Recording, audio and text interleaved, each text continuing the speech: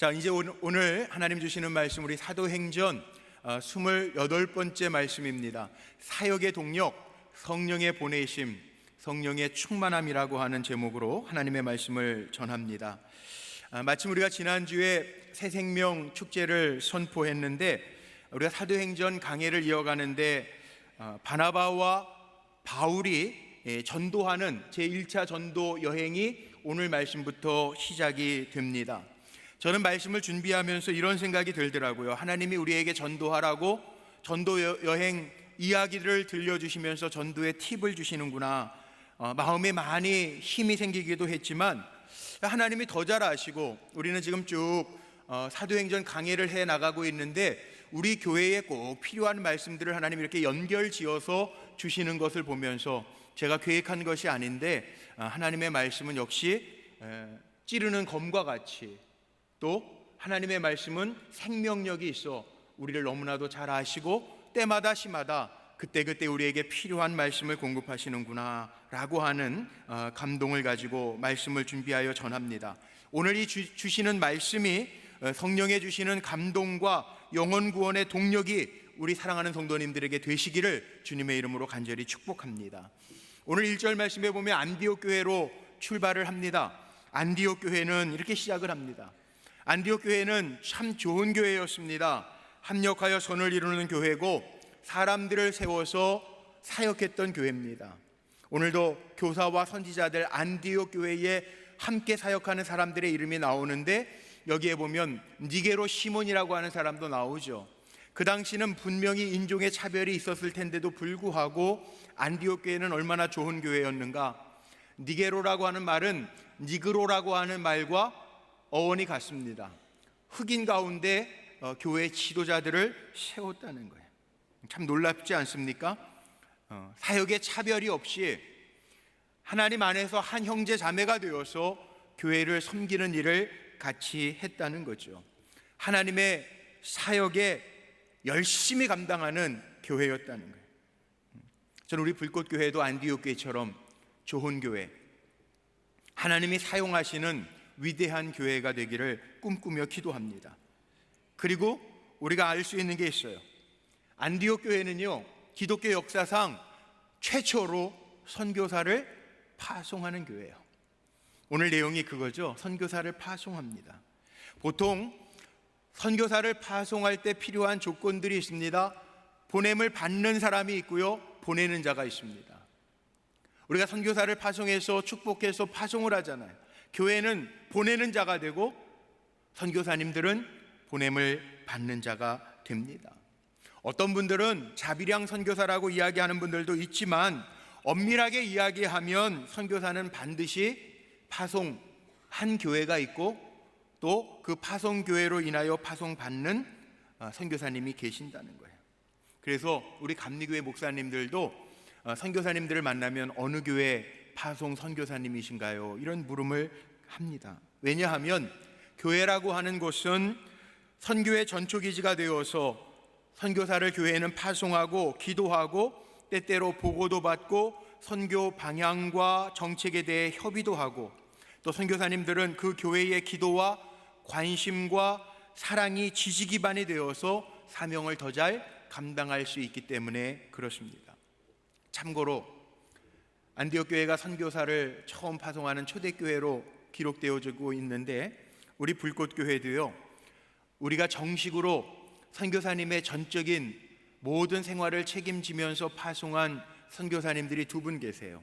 나라 이름을 밝히면 안 되니까 N국 선교사님이 한 분 계시고, 또 우리 교회에서 함께 사역하다가 선교사로 나가신 쿠바 선교사 우리 윤정한 선교사님이 계십니다. 그 외에도 베트남, 일본, 인도네시아, 태국 등 9개 나라의 선교사님들을 우리가 기도하면서, 전부는 아니지만 선교의 일부를 돕고 기도하고 있습니다. 그 외에도 기관들이 있고요. 감리교회에서는 몇 년 전까지는 미자립교회 그렇게 표현을 했는데, 미자립교회라고 하는 말 자체가 목회자에게 이렇게 힘을 빼는 의미가 있다. 그래서 미자립교회라고 하는 말 대신에 요즘에 감리교회는 비전교회라고 하는 말을 쓰는데, 우리 불꽃교회에서 많은 국내 비전교회들을 섬기고 있고, 또 구제하는 일들, 우리 사회봉사부에서는 오늘 주보에도 광고가 나갔습니다만 시골 농어촌 교회에 리모델링이 필요한 교회에 우리 사회봉사부 팀원들이 우리 1년에 2차례 상반기 하반기 나가셔서 열심히 우리 도시교회의 모태가 되어진 그 시골교회에 지금은 많은 분들이 도회지로 나오셨지만 찾아가서 교회를 고쳐드리고 리모델링 해드리는 사역들을 감당하고 있습니다. 어쨌거나 보냄을 받은 자와 보내는 자, 언제나 긴밀한 관계 속에서 합력하고 후원하고 기도하면서 하나님의 나라의 사역들을 확장해 가고 있다는 거죠. 그런데 선교사를 파송하는 것도 중요하고 보내는 것도 중요하고 보냄을 받는 것도 중요하지만 보다 근본적인 것이 있습니다. 그것은 보내는 자나 보냄을 받는 자나 모두 동일하게 성령의 역사하심에 순종할 때 이 일이 가능하다라고 하는 사실입니다. 안디옥 교회도요, 성령이 말씀하세요. 물론 안디옥 교회도 금식하면서 기도하고 성령의 음성이 교회에 들려서 바나바와 사울을 따로 세워서 안수하라. 성령의 음성이 들릴 때 그 교회가 바나바와 사울에게 안수하여 선교지로 파송합니다. 오늘 본문 말씀 4절 말씀에 보니까 두 사람이 성령의 보내심을 받아 바나바와 사울이 선교를 출발하는 이야기가 나오고 있습니다. 다시 말하면 여러분, 주님의 일은 무슨 힘으로 하는 거냐? 성령의 힘으로 하는 거예요. 주님의 사역은요, 찬양대를 하시든지 목자를 하시든지 교회 안에 봉사를 하시든지 내 힘으로 하면 지칠 때도 있고 시험 들 때도 있습니다. 왜 나를 알아주지 않나? 섭섭할 때도 있습니다. 주님의 일은 뭘로 하는 거냐? 성령이 공급하시는 힘으로 하는 거예요. 하나님의 일은요, 순종하면 쉬워져요. 이게 하나님의 일의 원리입니다. 안디옥 교회는 성령의 음성에 순종해서 성령께서 말씀하시는 대로 순종할 때 일이 수월하게 진행되고 있습니다. 출발이 쉬우면 마무리도 쉽죠. 그런데 마귀는요, 항상 고민하고 주저하게 만들어요. 돌다리도 두드려보고 건너라라고 하는 속담이 있는데, 마귀는 아직도 돌다리만 두드리고 있는 성도들이 있어요. 아니에요. 성령이 감동하시고 성령이 내 마음에 음성 주시면요, 움직이는 게 성도예요. 그런 면에 있어서 우리 불꽃교회도 우리 성도님들이 영적으로 예민해져서 내 힘으로 내 방법과 경험으로 결정하면서 사는 것이 아니라 우리 성도님들 기도할 때마다 성령의 음성이 들려지고 하나님 감동하실 때 그 감동대로 움직일 수 있는 성도님들이 되시기를 주님의 이름으로 축복합니다. 목회를 하면서 신앙의 열매들을 맺는 성도님들을 보면요, 아주 단순하더라고요. 순종하면요, 쉬워요. 근데 순종하지 아니하고 내 경험에 자꾸 비추어 보면요, 꼬이기도 하고 어렵기도 해요. 주님의 일은 벼르기만 하는 것이 아니라, 계산하기만 하는 것이 아니라, 성령이 내게 말씀하시면, 성령이 내게 감동하시면 아멘, 그리고 순종하면서 감당하면 하나님이 감당할 수 있는 힘을 주시는 줄로 믿으시기를 바랍니다. 학교 다닐 때 다 경험해 봤잖아요. 공부 잘하는 학생하고 공부 못하는 학생하고 여러분 차이점이 뭔지 경험해 보셨잖아요. 공부 잘하는 학생은요, 공부해야 되겠다 마음 먹으면 그냥 공부해요. 보니까 그렇더라고요. 늘 1등 하다가 2등 한 친구들은요, 아이고 내가 이번에 공부 못해가지고 1등 놓쳤네, 그리고 그냥 공부 시작해요. 근데 공부 못하는 친구들은요, 늘 결심만 해요. 결심하는데 한 2시간 결심하죠. 그리고 책상 정리합니다. 막 한참 책상 정리하고요. 그리고 어머니 친구들한테 나 이제 결심해서 공부할 거라고 떠벌리고 막 자랑하고 그래요. 제가 고3 때 친구 중에 하나는요, 눈썹을 밀었어요. 나가서 안 돌아다니기로 결단했다고 눈썹을 밀었어요. 그런 친구들도 있었어요. 비장한 마음 먹는다고 시간 끌어잡고, 또 학교 다닐 때 도서관, 제가 나온 고등학교는 학교 도서관도 따로 있었는데 도서관에서 공부할 때에도 밥 먹고 오면 졸립다고 결단을 해놓고 딱 20분만 잤게 그러고 깨워달라고 그러고 자요, 친구들이. 깨우면 또 안 일어나요. 그리고 10시 반쯤 돼서 도서관 문 닫을 시간 돼서 깨우면 내일 새벽에 일어나서 해야 되겠다고 그리고 가요. 공부 못하는 학생들은 보면 늘 벼르다가 끝나고 말아요. 주의 일은요 그렇게 하는 거 아니에요. 성령이 우리에게 들려지면 즉각적으로 순종하면, 하나님의 말씀이 우리에게 감동을 주시면 우리가 즉각적으로 순종하면 하나님이 하실 줄로 믿으시기를 바랍니다. 머뭇거리는 거 아니에요. 자, 오늘 말씀 보세요. 바나바와 사울, 안디옥 교회 성령이 감동했습니다. 하나님이 성령을 통해서 말씀하셨습니다. 따로 세워서 안수해라, 파송해라. 오늘 말씀에 4절로 5절 말씀에 보니까 두 사람이 성령의 보내심을 받아, 이렇게 성령의 말씀과 성령의 감동을 따라 안수 안에 두 사람이 어떻게 무슨 힘으로 파송되니 성령의 보내심을 받아 실루기아에 내려가 거기서 배 타고 구브로에 가서 살라미에 이르러 하나님의 말씀을 유대인의 여러 회당에서 전할세 요한을 수행원으로 두었더라. 머뭇거림이 없어요. 감동하고 성령이 보내시니까 즉각적으로 실루기아에 내려가 거기서 배 타고 구브라로 출발해서 살라미에 도착해서 유대 회당에 다니면서 복음을 전합니다. 여기 어디 망설임이 있습니까? 여기에 어디 고민하는 흔적이 있습니까? 성령이 보내시니까 그저 순종하면서 가죠. 구브로라고 하는 섬은 길리기아에서 80km 떨어져 있는 섬입니다. 지금 키프로스, 사이프러스라고 불리우는 지중해에서 세 번째로 큰 섬이고, 여기에 이름에 나와 있지 않습니까? 기후가 환경이 좋아서 이 섬에는 별장들이 참 많이 있었다고 합니다. 옛날에는 구리광산도 있었고요. 그리고 잔잔한 항구가 많아서 거기에는 조선업도 성행했다고 그래요. 항구 도시는 그런 거 있죠. 저도 동해에서 부목사 생활을 한 1년 반 동안 했는데 거기가 바닷가잖아요. 옛날 묵호에. 그래서 거기는요 용궁보살, 무슨 해녀, 뭐 이런 해녀보살, 뭐 이런 점집들이 되게 많아요. 점집들이. 그리고 5월달 되면 추러제라고 그 배들이 고기 잡으러 나갈 때 제사 지내는 추러제를 하기도 하고요. 그래요. 여기 구브로라고 하는 섬이 그런 섬이에요. 비너스 신이 이 섬에 있었죠. 그래서 도덕적으로도 타락하고 사치하던 곳이에요. 그런데 왜 구브로였을까?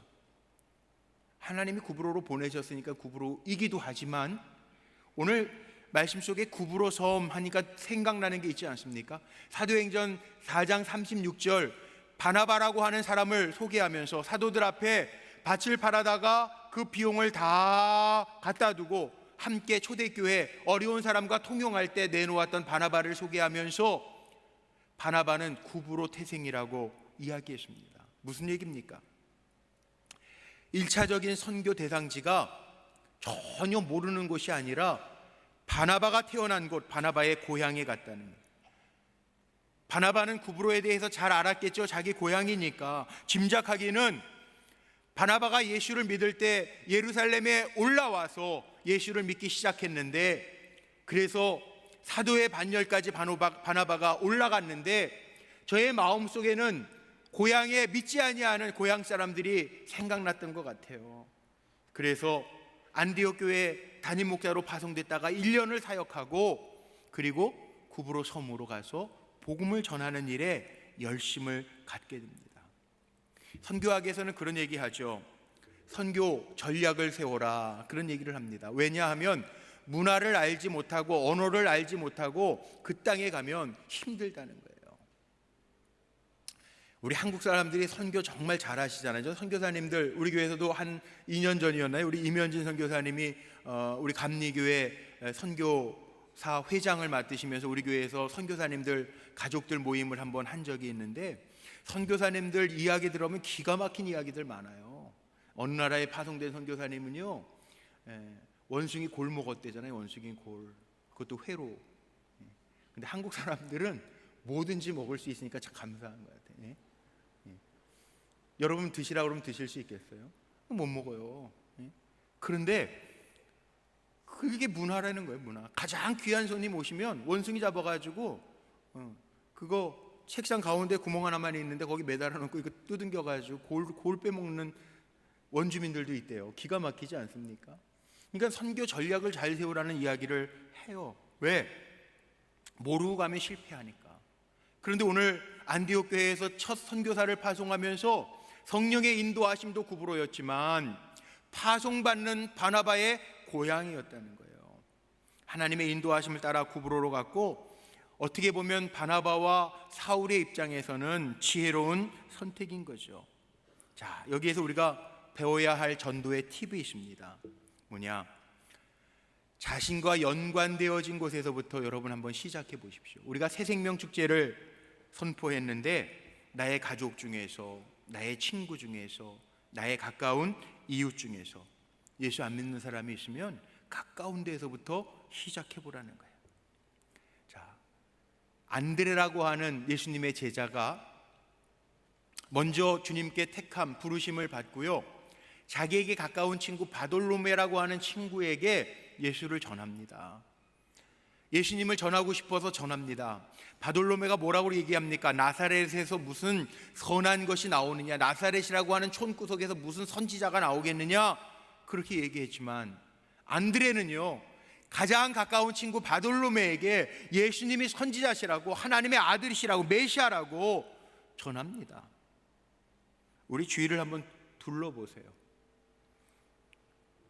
가장 가까운 곳, 가족들에게 혹 내 가까운 가족들 가운데 예수님을 필요로 하는 가족은 없는가?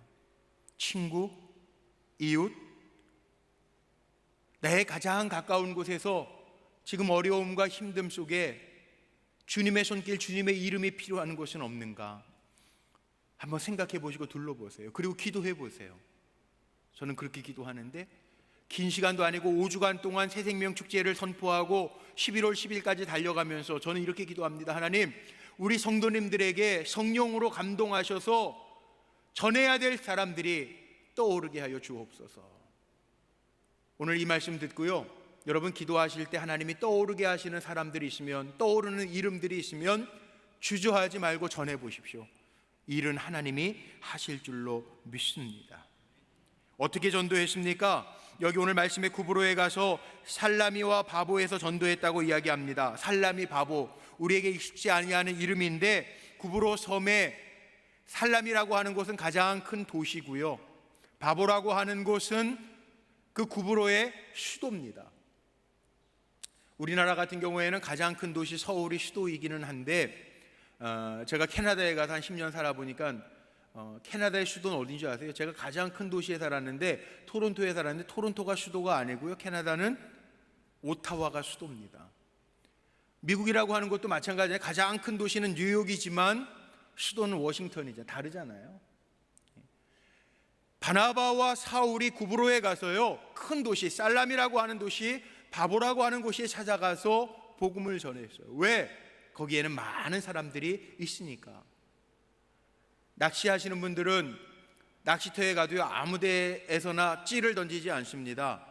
보면서 상황을 봅니다. 어디가 고기가 많을 자리가 되는지 살펴보고 낚시에 찌를 던지잖아요. 그런 거예요. 지혜가 필요해요. 전략이 필요해요. 영혼을 건지는데 아무도 없는 데 가서 영혼 건질 수 없잖아요. 우리 수요 전도대가 있는데, 우리 권사님이랑 신방 가면서 어느 권사님 저에게 그러더라고요. 수요일날 오후에 늦은 시간에 신방을 갈 때 권사님 그러시는 거예요. 저에게, 목사님 오늘은요 어떻게 길에 나갔는데 한 사람도 없어서 이거 아닌 게 배워. 그리고 판교역에 가가지고 몇 시간 전도하고 오셨다는 거예요. 근데 보니까 그럴 때 있어요. 정말 우리 판교라고 하는 이 신도시는 길에 사람들 많이 못 볼 때 있어요. 근데 또 판교역에 가보면 사람들 많잖아요. 가서 전도지 나누고 예수 믿으라고 전하고 왔다는 거예요. 그게 전략이죠. 지혜죠. 여기 바나바와 사울이 그렇게 전했다는 거예요. 5절에 보니까 유대인의 회당에 가서 말씀을 전했다라고 하는 표현도 나옵니다. 왜? 구브로 섬에는요 이미 유대인들이 자리 잡고 회당도 있었는데, 원주민들, 구브로의 원주민들도 있었지만 구브로에 사는 유대인들은요 원주민 언어들도 동시에 구사할 수 있는 사람이에요. 그러니까 구브로 섬에 있는 유대인 회당에 가서 그들에게 복음을 전하면 유대인들이 복음을 영접하고 주님을 영접하고 복음으로 무장되면 그들은 언어가 되는 분들이니까 가서 원주민들에게도 복음을 전할 거 아니에요. 바나바와 사울이 아무 생각 없이 전도한 것이 아니라 선교한 것이 아니라 하나님의 주시는 지혜를 따라 가야 할 곳에 가서 복음을 전하는 사명을 감당했다는 거예요. 자, 물론 성령이 감동하셔야 주의 일 가능하지만요, 여기에 사람의 노력, 지혜, 헌신 있어야 가능하다는 거예요. 아무것도 하지 아니하고 노력도 하지 아니하고 생각도 하지 아니하고 내가 누구에게 복음을 전해야 되는가 생각지 아니하고 시간만 5주간 지나가는 것이 아니라 여러분 마음에 적어도 우리가 1년을 52주로 하고 이야기하는데 이 5주 동안 10분의 1 아닙니까? 하나님의 10분의 1, 우리가 11조도 하지만 하나님이 우리에게 주신 주일들 가운데 10의 1은 정말 한번 가장 하나님이 귀하게 우리에게 명령하신 위대한 사명, 영혼 구원을 위해서 누군가를 생각해내고 내 마음에 품고 기도하면서 하나님이 가장 기뻐하시는 영혼 추수에 여러분의 힘과 정성과 헌신을 쏟아보시기를 주의 이름으로 축복합니다. 그럼 하나님이 손해보게 안 하실 거라고요. 전 믿습니다. 손해보게 하신 하나님이 아니라 영혼 추수를 통하여 우리의 삶에 더 풍성케 하시는 하나님의 은혜가 임할 줄로 믿습니다. 그리고 또 부족한 것이 있다면, 저는 이번에 우리 목사님들하고 회의에서 아이디어 공모전을 했어요. 종이를 다 인쇄해가지고 필경대 위에다 얹어놨어요. 왜? 요즘에 시대가 바뀌니까 전도도요 아이디어가 필요하더라고요. 제가 몇 주 전에 중부연회에서 하는 목회자 세미나를 갔는데요, 거기에 그런 시간이 있더라고요. 요즘에 개척교회들이 잘 안 된다는 거예요. 그런데 개척교회 성공 사례 세미나 발표를 하는데 개척교회 시작한 지 1년 6개월밖에 안 된 전도사님이신데요, 개척교회가 요즘에 안 된다라고 이야기하는데 그 교회는 1년 6개월 만에 80명이 넘어 지금 100명이 거의 다 되는 교회로 성장했다는 거예요. 1년 6개월 만에. 어떻게 전도를 했는가, 그 사례 발표를 하는데 기가 막혀요. 어느 전도사님 교회는요, 전도사 교회 사역을 하면서 모 교회에서 개척교회를 하실 때 전도지를 몇만 장을 인쇄를 해서 주셨다는 거예요. 사모님하고 전도사님이 열심히 전도지 가지고 전도했는데 거기는 12명 전도지 가지고. 그런데 1년 6개월 만에 80명이 넘은 전도사님 교회는요, 두 분이 다 하나님의 특별한 달란트, 컴퓨터에 능하신 분들이에요.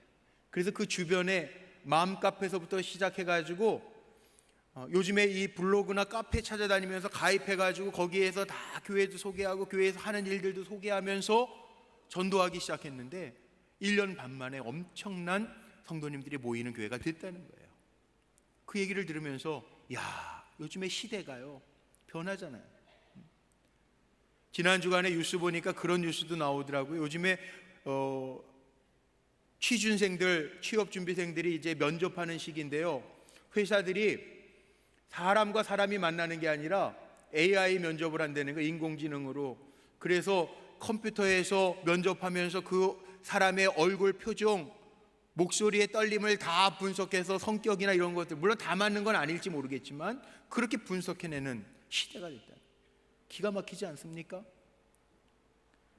거기에서 착안해서 저희도 우리 목사님들만 생각해내는 아이디어가 아니라 우리 성도님들도 기가 막힌 좋은 아이디어들이 있을 텐데 우리가 한번 좀 우리 이 시대에 맞게 우리 성도님들 아이디어도 한번 모아보자. 그래서 이렇게 예쁜 종이에다 한번 만들어봤어요. 여러분 한번 관심 가지고요, 성령이 감동하시는 대로 한번 적어내보세요. 또한 좋은 일이 있을 줄로 믿습니다. 지혜롭게 하는 거, 지혜롭게. 단순히 신앙만 가지고 하는 게 아니라 우리의 눈물도 헌신도 노력도 더하여질 때 하나님 바나바와 사울을 통하여 복음의 지경을 넓히셨던 것처럼 우리가 이렇게 함께 기도하면서 열심을 다할 때 영혼을 구원하며 하나님 나라 확장을 위하여 우리를 사용하시는 은혜가 넘치게 될 줄로 믿습니다. 전도의 과정이 쉽지 않습니다. 그러나 두려워하지 마십시오. 영적으로 대항하며 힘있게 일어나십시오. 왜? 바나바와 사울도 전도하면서요, 처음 만난 사람은요, 방해꾼이었어요. 엘루마라고 하는 박수무당이에요. 서기오 바울이라고 하는 사람, 총독, 로마 황제가 그 지역을 담당하게 관리하게 만든 사람, 그 사람은 바나바와 바울을 통해서 복음을 전해 듣는데, 박수무당 엘루마는요, 그 지역에 전봐주면서 인기가 있는 사람이었다는 거예요. 서기오 바울이라고 하는 사람이 복음을 전해 듣는 것을 방해하는 방해꾼이었습니다. 그런데 무서워하지 아니하고 바울이요, 그 엘루마를 주목하여 봅니다. 단순히 주목하여 보는 것이 아니라 오늘 성경 9절 말씀을 한번 보세요. 뭐라고 나와 있습니까? 9절 말씀에 보니까요, 이 엘루마를요, 성령이 충만하여 바울이 주목하여 보느니라. 9절 말씀에 있어요. 엘루마, 그 박수무당을 바울이 성령이 충만하여 주목하여 봤다는 거예요. 성령이 충만하여. 일의 사역의 동력이 어디에 있었냐면 성령이 충만하여. 여러분, 우리는요, 늘 영적인 싸움을 싸우는 성도들의, 하나님의 백성, 하나님의 자녀들이라고, 영적인 도전들이 늘 와요. 우리가 이길 수 있는 힘은 어디에 있냐면 내 힘과 내 지식이 아닙니다. 우리 성도님들의 힘은 어디에 있냐면 성령의 충만함에 있습니다. 그래서 우리가 성령 충만함을 기도하고 구하는 것입니다. 우리 사랑하는 성도님들에게 성령의 충만함으로 덧입혀져서 여러분의 사역이 더 힘이 있어지시기를 주님의 이름으로 축복합니다. 엘루마에게 바울이 주목하여, 이 성경에는 주목하여 아주 점잖게 표현해놨지만 헬라어 원어 성경에 보면요, 성령 충만하여 주목했다라고 하는 말은 영적으로 째려봤다는 거예요. 영적으로 째려봤다는. 그리고 선포하잖아요. 바울이 선포한 대로 이 엘루마라고 하는 사람이요, 눈이 멉니다. 이 일을 보고 서기오 바울이 예수를 믿게 된 얘기가 12절에 나오고 있습니다. 자, 방해꾼도 있고요, 방해꾼도 있었지만 반면에 서기오 바울과 같이 예수를 믿는 사람도 있었습니다. 잘 듣는 거는 지혜죠. 영적인 도전에 성령에 충만하여 이 사역을 감당했던 바울이 있었다는 영적 싸움. 저는 우리 사랑하는 성도님들이 성령으로 충만해서 믿음으로 선포할 때 그 믿음의 선포대로 하나님의 일하심을 보게 될 줄로 믿습니다. 그래서 주님의 일은 뭘로 하는 거냐? 내 힘으로 하는 거 아니고, 경험으로 하는 거 아니고, 성령의 충만함으로 감당하는 거예요. 오늘 말씀 정리하면서 마칩니다. 바나바와 바울이 안디옥 교회에서부터 선교사로 파송되어서 제1차 전도 여행을 시작한 얘기예요. 그런데 자신의 경험으로 한 것 아니고요, 이 모든 사역이 성령에 충만하여 성령의 보내심으로 감당했다는 거예요. 우리도 마찬가지예요. 계획하는 일들이 있죠. 꿈꾸는 일들이 있죠.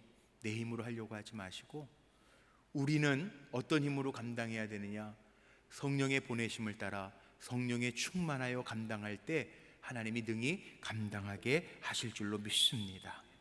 영혼 구원하는 일, 하나님이 우리에게 맡기신 가장 위대한 일인데, 그 하나님의 일을 사모하면서 힘써야 할 일은 오늘도 하나님 나에게 성령 충만함을 주셔서 내 힘으로가 아닌 성령의 능력으로 감당하게 하옵소서 기도하면서 주님의 인도하심을 따라 감당할 때 하나님은 놀라운 하나님의 일을 완성해 주실 줄로 믿습니다. 저와 여러분이 성령의 충만함으로 주의 일을 감당하는 하나님의 일꾼들이 되시기를 주님의 이름으로 축복합니다. 기도하시겠습니다.